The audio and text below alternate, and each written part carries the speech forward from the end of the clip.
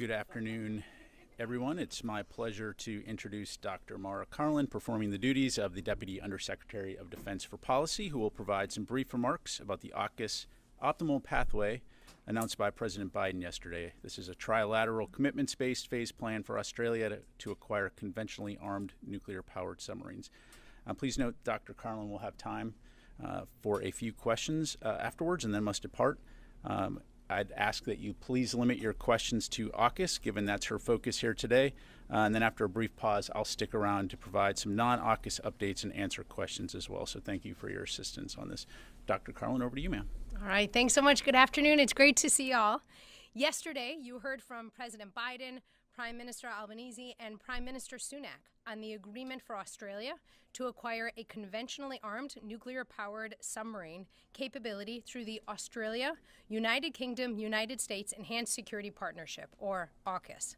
Yesterday concluded our 18-month thorough and expert-led consultation period to identify the optimal pathway for Australia to acquire this capability while setting the highest nuclear non-proliferation standard. This plan will deliver on that commitment and lift all three nations' submarine industrial bases and undersea capabilities, enhancing deterrence and promoting stability in the Indo-Pacific. For the last 7 decades, our three countries have stood shoulder to shoulder, along with our allies and partners, to help sustain peace and stability in the Indo-Pacific. The optimal pathway will sustain that in the decisive decades ahead. As the National Security Strategy and National Defense Strategy describe, the United States must pursue a free, open, and secure world to protect our national interests and those of our allies and our partners. AUKUS advances this goal by building our military capabilities and those of two of our very closest allies, enabling closer military planning and cooperation. It is a generational opportunity to enhance the national security of all three nations. As the President shared in his remarks yesterday, the optimal pathway will deliver deterrence across several phases. Under the first phase of the optimal pathway, the United States and the United Kingdom will immediately increase port visits of conventionally armed nuclear-powered submarines in Australia. And then, as early as 2027, will begin rotating through Australia under Submarine Rotational Force West. This deployment will ensure Australian personnel can continue familiarizing themselves with how these vessels operate, how they are properly maintained, and how we can continue safely operating together. The increased presence of U.S. submarines will buttress regional stability and support the safe development of Australian stewardship of its own sovereign, conventionally armed, nuclear-powered submarine enterprise.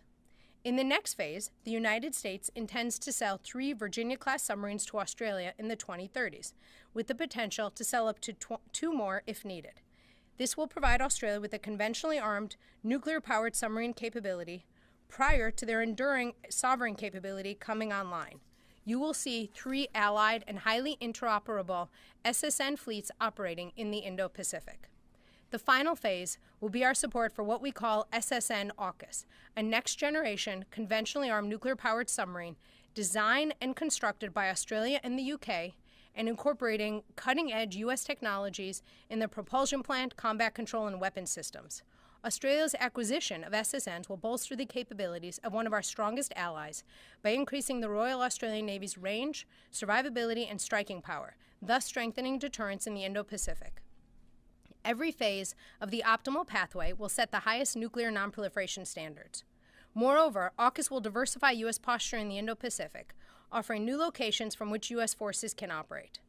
And AUKUS will strengthen U.S. and allied submarine industrial capacity, which is key to modernizing, innovating, and maintaining our military and economic competitive edge today and in the future. 3 highly capable, allied, and interoperable submarine forces will strengthen U.S. national security and buttress stability in the Indo-Pacific for decades to come. We are also working to modernize our information sharing and export control systems, which is necessary for the effective implementation of AUKUS. As the National Defense Strategy outlines, the capacity to share information with key allies and partners is of critical importance to how the United States deters aggression and succeeds in contingencies. We will work closely with the U.S. government, including the Congress, of course, and the United Kingdom and Australia, to identify obstacles to information sharing and to develop innovative, rapid, and scalable solutions to deliver on the President's vision for this historic partnership. And with that, I'd be delighted to take your questions. Thank you very much, ma'am. All right, go to the audience for questions. Yes, sir. Have you had any direct communications with other militaries airing concerns or issues about the AUKUS deal, and if so, what have they been? And also, just on the selection of the Virginia-class submarines that you will eventually sell to Australia, what's the criteria for which submarines you select and how and when you deliver them? I want to make sure I understand the first part of your questions. When you've talked about communications with militaries, are you citing specific allies, partners? Anyone at all, from China to ASEAN countries, any other foreign military? Great. We have had a number of conversations with our allies and our partners in civilian channels and military channels, of course, throughout the consultative period, and then, of course, in the run-up to yesterday's announcement, and have heard a substantial amount of enthusiasm from them for this historic, game-changing partnership. Regarding engagements with the People's Republic of China, the State Department did do that, and I would refer you to them for the substance of that dialogue. I would, of course, highlight what you've heard often from Secretary Austin, which is that open communication between our two countries is important for risk management and for understanding what one another is thinking. And then on your second question regarding Virginia, why we chose that, we looked at a wide number of options. It has been a robust and very busy 18 months of consultations and trying to look at wide variety of options. In terms of which submarine specifically will go, that will go to rotate for Submarine Rotational Forces West. That's really going to be figured out through our normal military processes of such efforts. Thank you. Ro. Okay, thank you very much for doing this. I have two questions about the Submarine Rotational Force West. Can you say the new rotational force will increase the total number of U.S. submarines operating in the Western Pacific compared to today? And then do you have another question? Oh, yeah. Then secondly, can you tell us, can you talk a little bit about the advantage of having a rotational presence of the U.S. submarine outside of the second island chain in terms of deterring Chinese aggression in the region? All right. On that first one, having three allies operating capable submarines around the Indo-Pacific is really critical for security and stability. And I think that really tracks nicely to your next question, which, look, to be very clear, AUKUS is not about any one country. It is about the need for security, stability, and prosperity in the Indo-Pacific. And our three countries, of course, have a robust history of collaborating together. This is going to take us to another level of interoperability. I would highlight the significance of sharing this information with Australia. As you all probably know, the last time we did so, it was 1958. So it's really a sign of just how close this relationship is. For that to really occur in a responsible way, it's important that Australia develop stewardship practices. And that's why we have developed this multi-phased mutual commitments approach. Thank you. Let's go to Will. Thank you. Just regarding the Virginia-class submarines that Australia will purchase in the 2030s, has a specific model been selected, or is that something that's a little bit down the road? And will it basically be what's on the production line for the U.S. is purchasing at that point? Will they be equipped with the VPM to increase missile capacity, or is it something tailored to Australia specifically? So first of all, it's worth noting that Australia will get these subs in just about a decade. That is, frankly, faster than I suspect a lot of folks might have expected when this whole effort was announced just 18 months ago. Australia will be purchasing a mix of new submarines and old submarines, and right now it looks like it will be two with the potential to have, it will be three with the potential for two more if needed. As I noted earlier, the cohort of folks looked at a wide range of different options and really came down with Virginia as the right approach. And Virginia payload module will not be a part of it. I think the three countries saw that didn't make sense. As you no doubt know well, of course, these submarines are going to be especially special, though, because of their stealth, their range, and their endurance. So they really will be kind of a meaningful deterrent in the region. Go to Jim. Hi, it's good to see you. On the info sharing, going back to the question you answered just a little bit before, is that a real showstopper? I mean, these countries are all Five Eye participants. you don't really anticipate that being a problem with the info sharing with Australia, do you?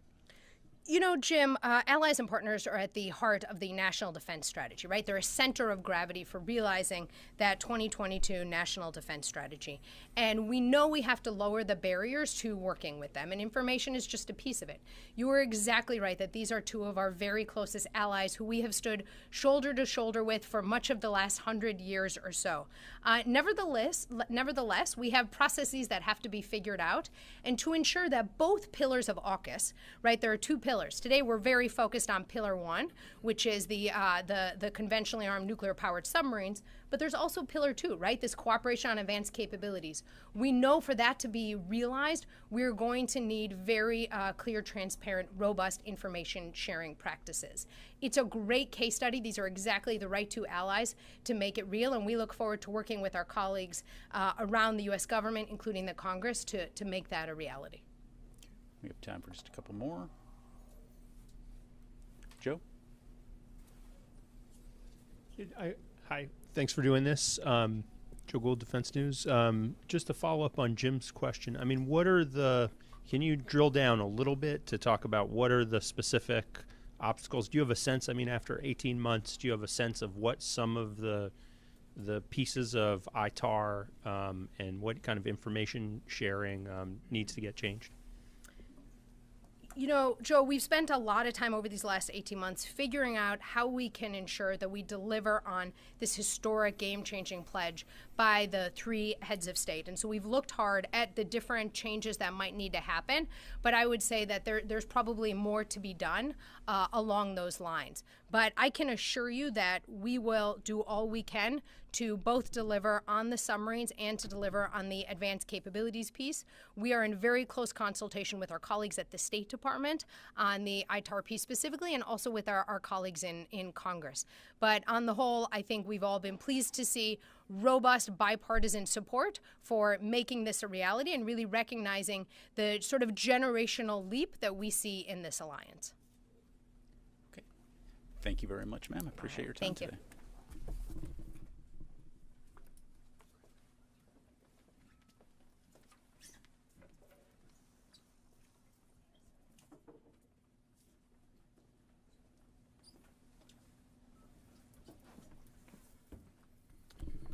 Thank you all very much. Just a few things at the top, and then I'll get right to your questions. So first of all, I would like to highlight U.S. European Command's statement released earlier today confirming that two Russian Su-27 aircraft conducted unsafe and unprofessional intercept with a U.S. Air Force intelligence, surveillance, and reconnaissance unmanned MQ-9 aircraft that was operating within international airspace over the Black Sea today.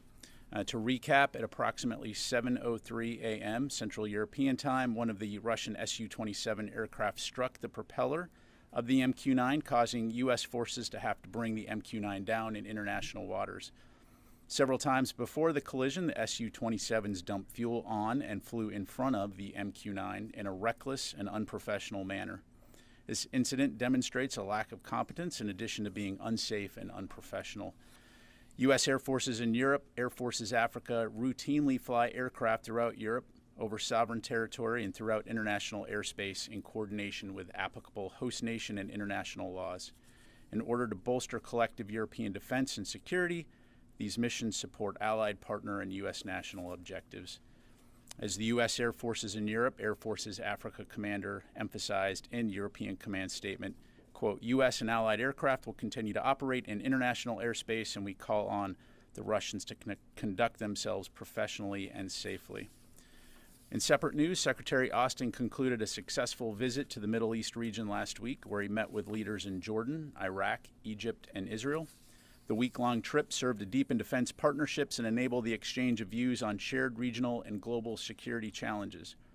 Specific topics of discussion included ongoing coalition-led defeat ISIS operations in Iraq and Syria, the concerning range of threats posed by Iran, including its destabilizing regional activities and provision of unmanned aerial systems to Russia for use in their unprovoked war against Ukraine, and implementing commitments made by Israeli and Palestinian senior officials in Aqaba, Jordan, and the importance of de-escalating violence and restoring calm in the West Bank. The Secretary also had the opportunity to talk to a number of U.S. service members currently serving in the U.S. Central Command area of responsibility and thank them and their families for their commitment to mission service and safeguarding our nation. And finally, Secretary Austin and Chairman of the Joint Chiefs of Staff, General Milley, will host the 10th meeting of the Ukraine Defense Contact Group tomorrow. The meeting will be hosted virtually here in the Pentagon and will allow for the Secretary, the Chairman, and senior defense leaders from around the world to discuss ongoing efforts to provide Ukraine with the means and resources it needs to defend itself from Russian aggression. Additional information on tomorrow's meeting will be forthcoming. And with that, I will take your questions. We'll start with Reuters. Phil. Has the Secretary or anyone else in the U.S. military reached out to his Russian counterpart or anyone else's counterparts from Russia? And regarding the MQ-9, what can you detail a little bit more what its mission was and where it was being piloted from? Thanks. Yeah, sure. So in terms of Secretary Austin talking to his counterpart, not at this time, to my knowledge, DoD officials have not spoken specifically to Russian authorities on this particular incident. I do know that the State Department is raising our concerns about the incident directly with the Russian government, so I'd refer you to them for details on that. In terms of the mission of the MQ-9, as I mentioned, it's an ISR platform. These aircraft have been flying over the Black Sea region for some time, to include before the current conflict started. It is an important and busy international waterway, and so it is not an uncommon mission for us to be flying in international airspace. And so what kind of precautions are you taking going forward? Are you going to have armed accompanying aircraft, or and was this aircraft armed? So I'm not going to get into the specific profile of this particular aircraft. As you know, the MQ-9 does have the ability to be armed. It was, again, conducting an ISR mission in international airspace, something that we've been doing for some time. In terms of the types of techniques, and procedures that we take to protect our aircraft, I'm not going to get into the specifics. I think the key point here is that while intercepts in and of themselves are not that uncommon, the fact that this type of behavior from these Russian pilots, that is uncommon and unfortunate and unsafe. And so, again, would echo General Hecker's call on the Russians to continue to fly safely. Thank you. Liz? Thank you, Pat. Thanks. Was this collision itself an accident on Russia's behalf, and is the U.S. responding as such? We are continuing to assess exactly what happened, but I think based on the actions of the Russian pilots, it's clear that it was unsafe, unprofessional, and I think the actions speak for themselves. What we saw, again, were fighter aircraft dumping fuel in front of this UAV and then getting so close to the aircraft that it actually damaged the propeller on the MQ-9. We assess that it likely caused some damage to the Russian aircraft as well. To our knowledge, we know that the Russian aircraft did land. I'm not going to go into where they landed. But again, it's just demonstrative of very unprofessional, unsafe airmanship on the part of these pilots. Thank you. One more question, sorry. Will the U.S. try to recover this drone? So I don't have anything right now to provide in terms of recovery operations. If we have any updates to provide, we'll be sure to do that. Thanks. David. Is there video of the incident? Are you going to release the video? Where in the Black Sea did it happen? How close to Russian airspace? And did you say that this particular Reaper was unarmed? Again, I didn't say whether it was or was not. I'm not going to get into the particular mission profile of this aircraft. It was conducting an ISR mission. In terms of the specifics, David, I'm not going to, at this point, be able to get more specific other than the Black Sea region in international airspace, well clear of any type of, it was international airspace. And then, I'm sorry, the other part of your question? The video. Yes, so we are going through the declassification process now, and we'll keep you updated on that front. in terms of imagery associated with this incident. Travis. I'm laser focused on your question. That was just a very quick one. You haven't said Reaper, but he said Reaper. Is it accurate to say it's MQ-9 Reaper? I'm just going to stick with MQ-9. Yep, thanks. Joe. Hi, thanks so much, Pat. An MQ-9 potentially contains some sensitive technology. Is the U.S. military undertaking any effort to recover the MQ-9? Is it in the waters of the Black Sea? Has Russia recovered it? Is there a U.S. naval asset in the region that could undertake that recovery? Thanks. Yeah. So again, I'm not going to get into the specifics of what's on this particular aircraft, other than again, it's an ISR platform. Because of the damage, we were in a position to have to essentially crash it into the Black Sea. To my knowledge, at this point in time, the Russians have not recovered that aircraft. But again, in terms of our recovery efforts, don't have any updates to provide right now. I'd refer you to Navier in terms of what assets they may have in that region. Thank you. Janie? Thank you, General.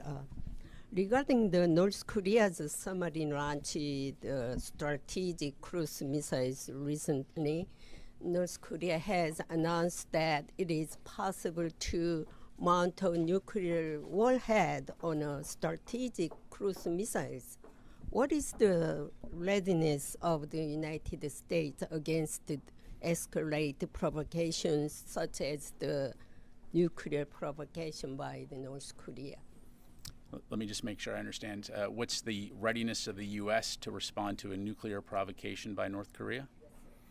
Well, I think we've been very clear that were North Korea to employ a nuclear weapon, it would be the end of the North Korean regime. But again, our focus continues to be on working very closely with our allies and our partners in the region to deter aggression, to preserve security and stability in the region, and that will continue to be our focus. We go to Karla. Just a real quick clarification. What did the fighter jet, what did he strike the MQ-9 with? Was it the wing? Was it the tail? I can't tell you specifically what portion of the aircraft, but it's the fact that it essentially ran into the MQ-9. Okay, thank you. And then just separately on Ukraine, there's reports out there from the battlefield that the Ukrainians are running out of munitions. They're having shortages. Is that a concern for the Pentagon, and what's the Pentagon doing to alleviate that problem? Yeah, so as we've been doing since the beginning of this campaign, we're continuing to do everything that we can to ensure that we're meeting Ukraine's needs, whether it's ammunition, whether it's air defense, armor. You've heard us talk extensively about that. Tomorrow's discussion, of course, will be another opportunity to bring the international community together to focus on Ukraine's most urgent needs, to include ammunition. And so, again, that will continue to be our focus. And you've heard Secretary Austin and others say that we're committed to making sure that they have what they need to be successful. Is there an assessment on why they're running out of ammunition? I'm sorry. Thanks. Is there an assessment that the Pentagon has on why they're running out of ammunition? Is it because they're just expending it too fast? Is it not making it to the battlefield in time? What's your assessment? Yeah, really. So I'd have to refer you to the Ukrainians to talk about their specific efforts to supply their individual units. Again, we're working very closely with them and our international partners to get them what they need. And I think it's also important to kind of take a step back and look at the progress that has been made while recognizing the fact that there still is a tough fight ahead, particularly as we go into the spring and summer. And so our focus, again, is going to be working with national armaments directors, with the Ukrainians to get them the ammunition they need and get that to the frontline units as quickly as possible. Let me go back over to this side of the room. Yes, sir. Thank you. Can you guide us through the timeline of the MQ-9 intercept? We have that the aircraft was struck at 7:03 Eastern time, but how long were the Sukhois with the aircraft beforehand? And were there any radio calls between radio communications either from the Russians or from the United States? Yeah, so on the latter part of your question, no, none that I'm aware of.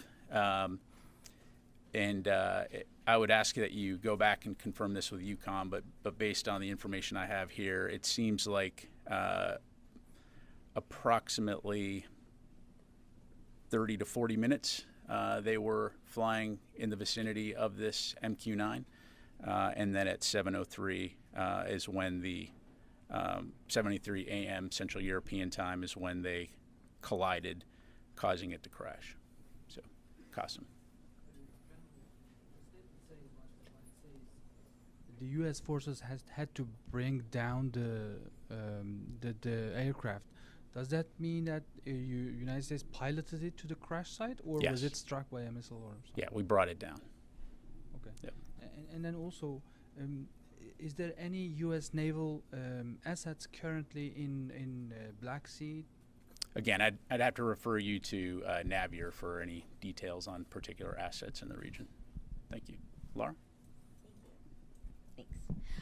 Can you talk a little bit more about the damage to the MQ-9? I mean, was it unflyable, and that's why you had to bring it down? And then can you say a little bit more about how often this kind of thing happens in over the Black Sea, that Russian aircraft harass U.S. drones and other aircraft? Yeah, so I don't have any statistics in front of me in terms of intercepts, but again, as I highlighted, the fact that intercepts of aircraft are not uncommon in and of themselves. It's not obviously a daily occurrence. The vast majority of those intercepts are what we would consider safe and professional, just wanting to see what's there, right? You're flying alongside it to be able to see what's there. In this particular case, though, again, they collided with the aircraft, damaging the propeller, and essentially putting in a situation where it was unflyable and uncontrollable, so we brought it down. Thank you. Time for a few more. We'll go here and then to Fadi. Hi, sir. Thanks. Just wanted to check, just to confirm, any communication with allies such as Turkey about potential recovery of the drone, and is there any concern that Russia could provide the drone to Iran if it recovers it? So that would be a hypothetical. Again, Russia does not have the drone, so that would be a hypothetical question. In terms of working with allies and partners, I don't have anything to announce here, but if and when we do, we'll be sure to let you know. Thank you. Go to Fadi, and then we'll come back over here to the last two. Yep.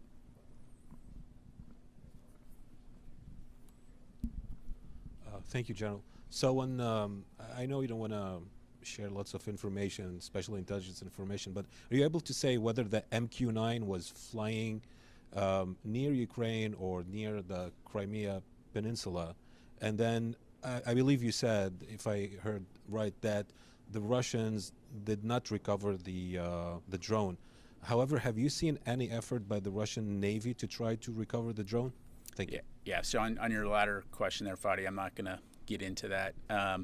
In terms of where it was flying, it was well clear of any territory in Ukraine. It was over international airspace, over international water. So, thank you. Nancy.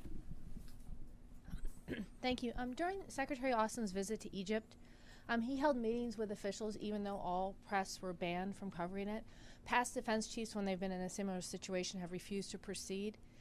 Given that the Biden administration has said that one of its key pillars in terms of foreign policy is that when presented with a choice between autocrats and democracies, that it stands with democracies, can you help us understand why the Secretary decided to proceed with those trips given the ban, and should we expect that going forward? Thank you. Thank you. So our relationship with Egypt is obviously a very important strategic partnership.